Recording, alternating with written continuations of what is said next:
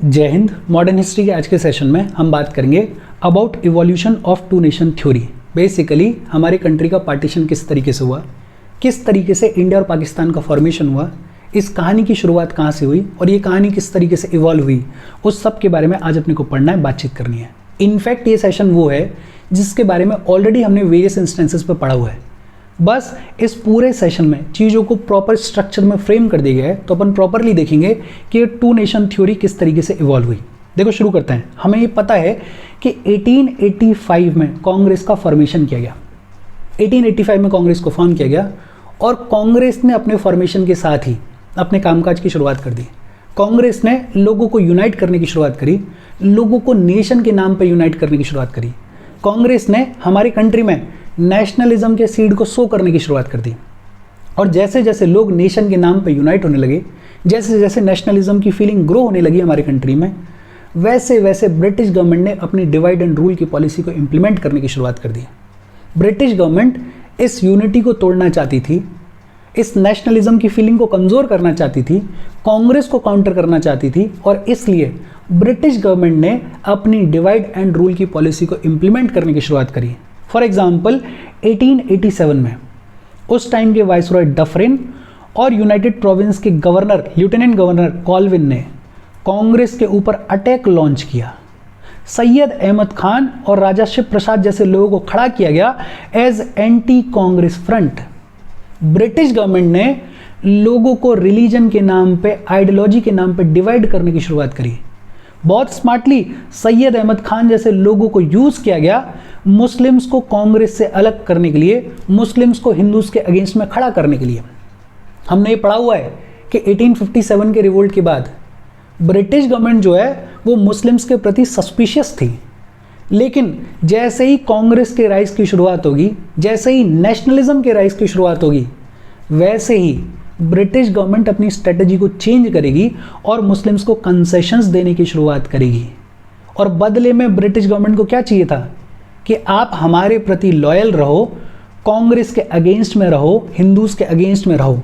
Basically British government हमारे लोगों को धर्म के नाम पे, आइडियोलॉजी के नाम पे डिवाइड कर रही थी ताकि कांग्रेस कमज़ोर हो, ताकि हमारी कंट्री में जो नेशनलिज्म की फीलिंग की ग्रोथ हो रही है वो कमज़ोर हो, ताकि हमारे लोगों के बीच में जो यूनिटी डेवलप हो रही है वो कमज़ोर हो। और ये लड़ाई चलती रही। 1906 में हमने ये पढ़ा हुआ है, आगा खान जो हैं वो एक मुस्लिम डेलीगेशन को लेके जाएंगे शिमला, जिसको शिमला डेलीगेशन बुलाया जाता है, और मिलेंगे वाइसरॉय लॉर्ड मिंटो से। और इस शिमला डेलीगेशन में, इस मीटिंग में मुस्लिम्स के लिए सेपरेट इलेक्टोरेट्स की डिमांड रखी जाएगी। मतलब अब जो डिवीजन है रिलीजन के नाम पे वो थोड़ा और ज़्यादा दिखने लगा। इनफैक्ट 1906 में ही ऑल इंडिया मुस्लिम लीग की फाउंडेशन रखी जाएगी। कौन रखेगा फाउंडेशन? आगा खान, नवाब सलीमुल्लाह, नवाब मोहसिन उल मुल्क, नवाब बकर उल मुल्क। इस सब के बारे में अपन ने बातचीत की, पढ़ा है। 1906 में सेपरेट इलेक्टोरेट्स की डिमांड रखी जाएगी, ऑल इंडिया मुस्लिम लीग को फॉर्म किया जाएगा और 1909 में मॉर्ले मिंटो रिफॉर्म्स आएंगे और इन मॉर्ले मिंटो रिफॉर्म्स के तहत मुस्लिम्स को सेपरेट इलेक्टोरेट्स प्रोवाइड कर दिए जाएंगे। और जब मुस्लिम्स को सरकार कंसेशंस देगी, सेपरेट इलेक्टोरेट्स प्रोवाइड करेगी, तो रिटेलिएशन के तौर पे, काउंटर के तौर पे 1909 में ही पंजाब हिंदू सभा को फॉर्म किया जाएगा। हमने पिछले ही सेशन में इसके बारे में पढ़ा है, जिसको फॉर्म करेंगे UN मुखर्जी और लालचंद। 1915 में पहला सेशन होगा ऑल इंडिया हिंदू महासभा का, जिसको प्रेसाइड करेंगे महाराजा ऑफ कासिम बाजार।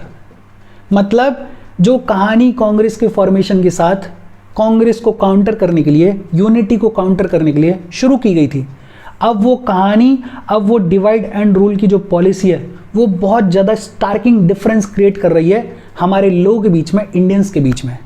मतलब धीरे धीरे हम देख रहे हैं कि लोग जो हैं वो रिलीजन के नाम पे डिवाइड हो रहे हैं। 1912 से लेके 1924 का जो पीरियड था, इस पूरे पीरियड में मुस्लिम लीग को यंग मुस्लिम नेशनलिस्ट लीडर्स जो हैं वो लीड कर रहे थे, डोमिनेट कर रहे थे।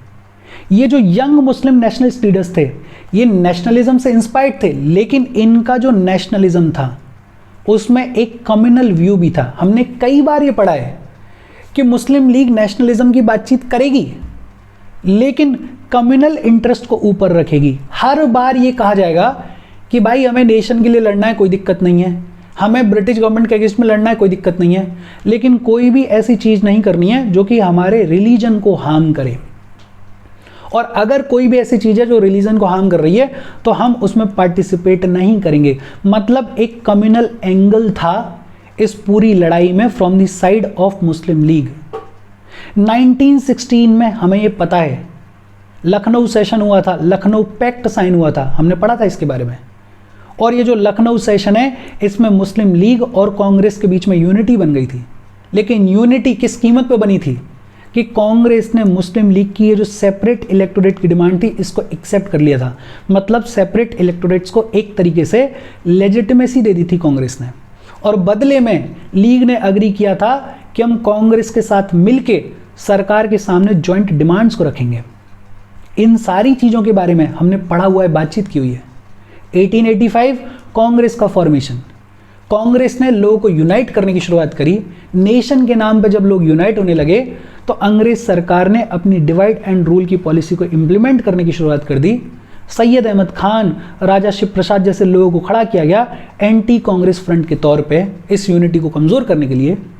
सैयद अहमद खान को बड़ा स्मार्टली यूज़ किया ब्रिटिश गवर्नमेंट ने मुस्लिम्स को कांग्रेस के अगेंस्ट खड़ा करने के लिए, हिंदूज के अगेंस्ट खड़ा करने के लिए।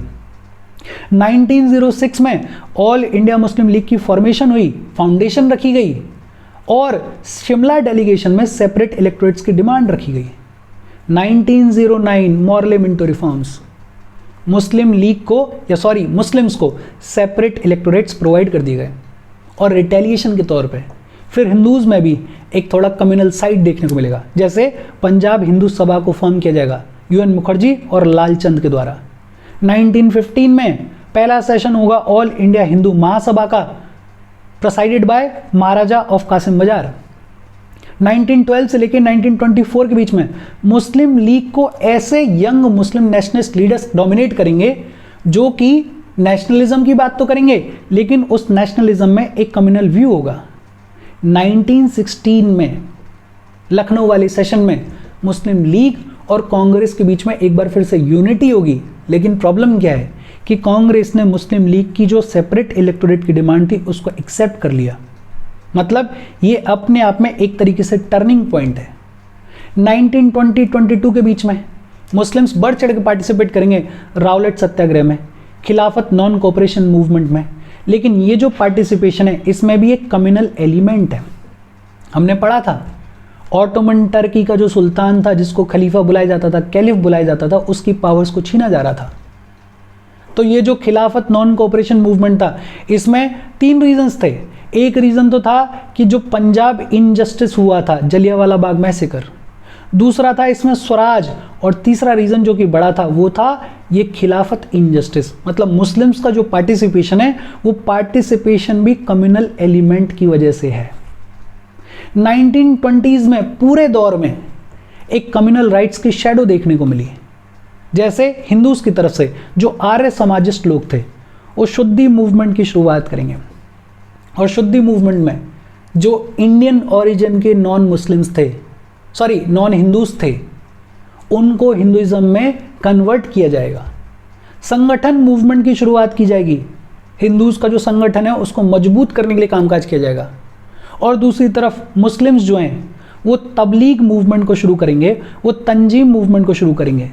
मतलब एक तरीके से जो डिवीजन है रिलीजन के नाम पे, वो डिवीजन स्टार्किंगली अब देखने को मिल रहा था।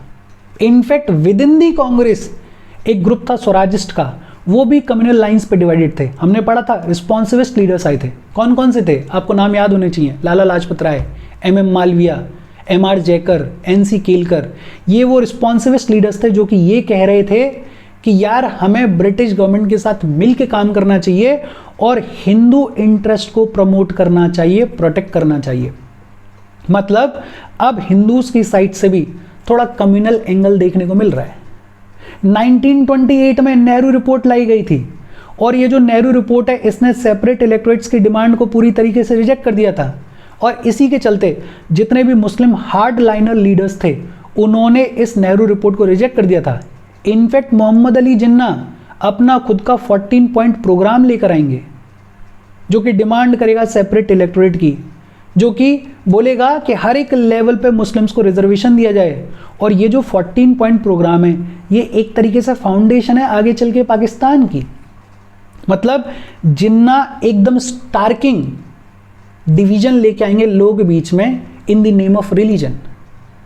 और जब ये होगा कि नेहरू रिपोर्ट को रिजेक्ट कर दिया जाएगा, जिन्ना अपना 14 पॉइंट प्रोग्राम लेकर आ जाएंगे, तो कांग्रेस लीग के साथ में नेगोशिएट करेगी। और नेगोशिएशन का नतीजा क्या हुआ कि लीग की जो पॉलिटिक्स थी कि हम मुस्लिम्स को रिप्रेजेंट करते हैं, उसको एक लेजिटिमेसी मिल गई। जो सेक्युलर और नेशनलिस्ट मुस्लिम्स थे, जो कि देश के बारे में बात करते थे, किसी कम्युनिटी के बारे में बात नहीं करते थे, उनका जो रोल था वो थोड़ा अंडरमाइन हो गया, उनका रोल थोड़ा कम हो गया और लीग की पॉलिटिक्स को लेजिटिमेसी मिल गई। और जब आप एक कम्युनिटी को कंसेशंस दोगे, तो जो अदर कम्युनिटीज़ हैं फिर वो भी अपने लिए कंसेशंस मांगेंगी। जैसे आगे चल के डिप्रेस्ड क्लासेस भी अपने लिए सेपरेट इलेक्टोरेट्स की डिमांड रखेंगी। तो एक तरीके से हमें देख रहे हैं कि धीरे धीरे एक फाउंडेशन रखी जा रही है इस टू नेशन थ्योरी की। धीरे धीरे लोग रिलीजन के नाम पर डिवाइड हो रहे हैं और फिर अल्टीमेटली पार्टीशन होगा। ये सारी चीज़ें हमने पढ़ी हुई हैं। अगर आपने फ्लो देखा हो, अगर आपने मॉडर्न हिस्ट्री को ढंग से पढ़ा हो, तो ये सारी चीज़ें ऑलरेडी हमें पता हैं। बस एक जगह पे हम देख रहे हैं कि चीज़ें कैसे फ्लो हुई हैं।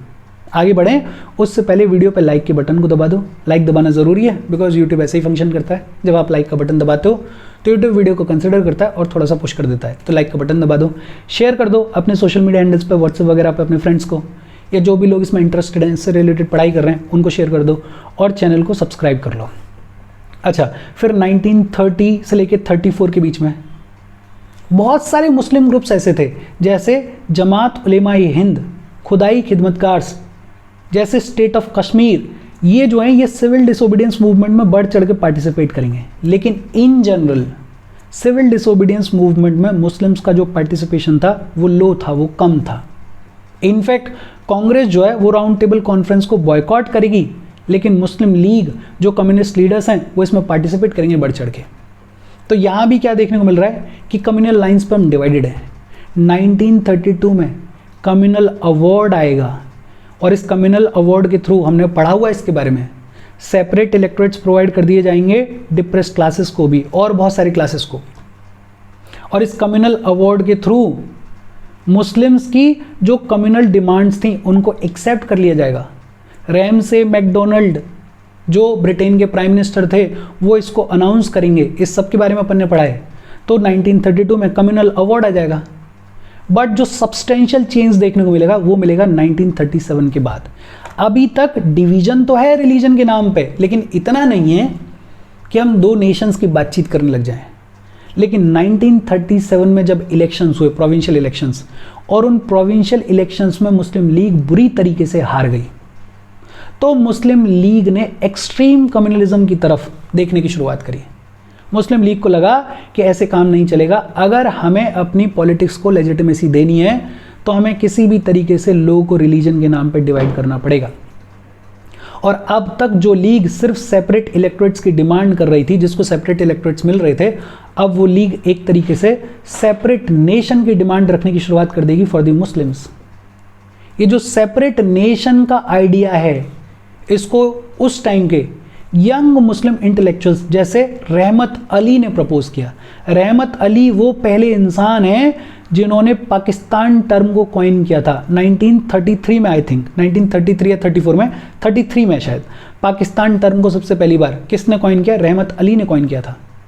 और ये जो idea of separate nation for Muslims, इस आइडिया को फर्दर प्रोपोगेट किया इकबाल नाम के जो पोइट हैं, बड़े फेमस पोइट हैं, इन्होंने प्रोपोगेट किया। 1937 तक लिबरल कम्युनलिज्म था। मतलब बेसिकली मुस्लिम्स की जो लड़ाई थी वो ये थी कि हमें सरकार से अपने लिए सेफगार्ड चाहिए, हमें रिजर्वेशन चाहिए, हमें सेपरेट इलेक्टोरेट्स जैसी चीज़ें चाहिए। लेकिन 1937 तक सेपरेट नेशन की कोई बातचीत नहीं हो रही थी। लेकिन 1937 के बाद जब प्रोविंशियल इलेक्शंस में मुस्लिम लीग बुरी तरीके से हार गई, तो जो उस टाइम के बड़े बड़े मुस्लिम लीडर्स थे उन्होंने एक्सट्रीम कम्युनलिज्म को फॉलो करने की शुरुआत करी, लोगों को धर्म के नाम पर डिवाइड करने की शुरुआत करी और एक सेपरेट नेशन के आइडिया को प्रोपोगेट करने की शुरुआत करी। 1937 के बाद फेज ऑफ एक्सट्रीम नेशनलिज्म की शुरुआत हुई। एक्सट्रीम रेडिकलाइजेशन देखने को मिला, गवर्नमेंट ने अपने डिवाइड एंड रूल की पॉलिसी को पुश किया, और जितनी भी कम्युनल टेंडेंसीज डेवलप हो रही थी उनको काउंटर करने में कांग्रेस और उस टाइम के जितने भी लिबरल लीडर्स थे वो फेल हो गए। 1937 से लेकर 39 के बीच में जिन्ना जो हैं वो क्लियरली बोलेंगे कि मुस्लिम लीग इकलौती ऑर्गेनाइजेशन है जो कि सभी इंडियन मुस्लिम्स को रिप्रेजेंट करती है, और कांग्रेस को खुद को हिंदू ऑर्गेनाइजेशन के तौर पर डिक्लेयर करना चाहिए। मतलब साफ साफ बोला जा रहा है कि हम रिप्रेजेंट करते हैं मुस्लिम्स को, आप रिप्रेजेंट करो हिंदूज को। इनफैक्ट मार्च 24, 1940 को पाकिस्तान रेजोल्यूशन को अडॉप्ट कर लिया गया था। मुस्लिम लीग का सेशन हुआ था लाहौर में, और यहाँ तो सीधे सीधे लीग ने पाकिस्तान की डिमांड रखी दी थी। हालांकि पाकिस्तान टर्म को यूज़ नहीं किया था, लेकिन हाँ मुस्लिम्स के लिए सेपरेट स्टेट की डिमांड रख दी थी। During second world war British government ने एक तरीके से लीग को वर्चुअल वीटो पावर दे दी थी। हमने ये पढ़ा है कि ब्रिटिश गवर्नमेंट ने ये कहा था कि अगर कोई भी सेटलमेंट करना है तो कांग्रेस को और लीग को अग्रीमेंट पे आना पड़ेगा। और हमने ये भी पढ़ा है कि लीग किसी भी बातचीत को मानने के लिए तैयार थी नहीं, उसकी सिर्फ एक ही जिद थी कि हमें तो मुस्लिम्स के लिए सेपरेट स्टेट चाहिए, और इसकी वजह से एक डेडलॉक वाली सिचुएशन क्रिएट हो गई थी। बेसिकली लीग की सिर्फ एक डिमांड थी कि पाकिस्तान को फॉर्म करो। अगस्त ऑफर फेल हो गया, क्रिप्स प्रपोजल फेल हो गया, शिमला कॉन्फ्रेंस फेल हो गई, कैबिनेट मिशन प्लान फेल हो गया। सब किसके चलते कि लीग एडमेंट थी कि हमें तो पाकिस्तान चाहिए और कोई बातचीत करनी ही नहीं है। और अल्टीमेटली नतीजा ये होगा कि 1947 में हमारी कंट्री का पार्टीशन हो जाएगा और पाकिस्तान फॉर्म हो जाएगा। मुस्लिम लीग और उस टाइम के जो इंटेलेक्चुअल मुस्लिम लीडर्स थे, खासकर मोहम्मद अली जिन्ना, उनका नतीजा है पाकिस्तान का फॉर्मेशन, उनका नतीजा है हमारी कंट्री का पार्टीशन। और इसके साथ आज का सेशन अपना ख़त्म हो गया। इस पूरे सेशन में हमने कोई भी नई चीज़ नहीं पढ़ी है, ये सारी चीज़ें हमने पढ़ी हुई हैं। अगर आपने मॉडर्न हिस्ट्री ढंग से पढ़ी है तो आपको ये सारी चीज़ें पता हैं, आप खुद से भी लिख सकते हो। लेकिन अगर एक जगह पे स्ट्रक्चर के फॉर्म में देखना है तो आप इस सेशन को देखो, छोटे छोटे पॉइंट्स में लिखो और बाइंड अप करो। इजी सेशन था, कोई डाउट होना ही नहीं चाहिए। अगर फिर भी कोई डाउट है तो कमेंट करके पूछ लेना। Thank you very much.